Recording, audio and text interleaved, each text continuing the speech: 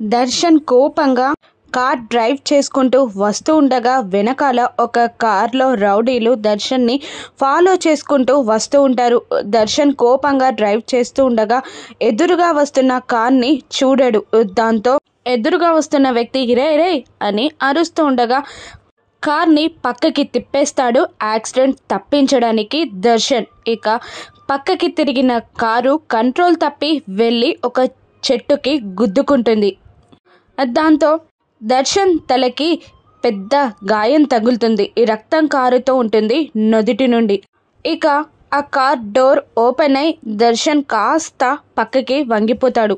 వెనకాల ఫాలో అవుతున్న రౌడీలు కార్ దిగుతారు. ఒక రౌడీ కావాలని దర్శన్ దగ్గరికి వచ్చి ఫోన్ చేసి, శరణ్య మేడం, మీరన్నట్టే మీ ఆయనకి యాక్సిడెంట్ అయ్యేలా చేశాం, కాసేపట్లో ప్రాణం పోతుంది అని దర్శన్కి వినబడేలా శరణ్యతో మాట్లాడుతున్నట్టు రౌడీ ఫోన్లో మాట్లాడతాడు.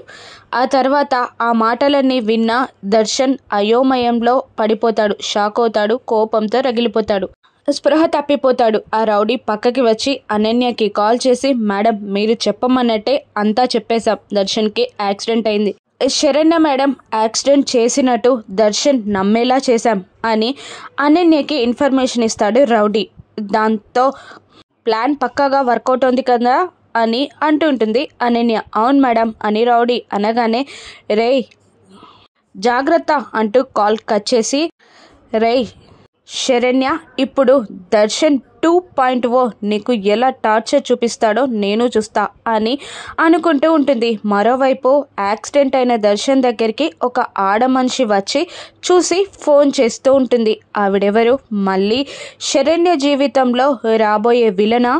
యాక్సిడెంట్ చేపించింది శరణ్య అనుకొని ఈ శరణ్యని దర్శన్ టార్చర్ చేస్తాడా? రాను ఎపిసోడ్స్లో చూద్దాం. Thank you for watching.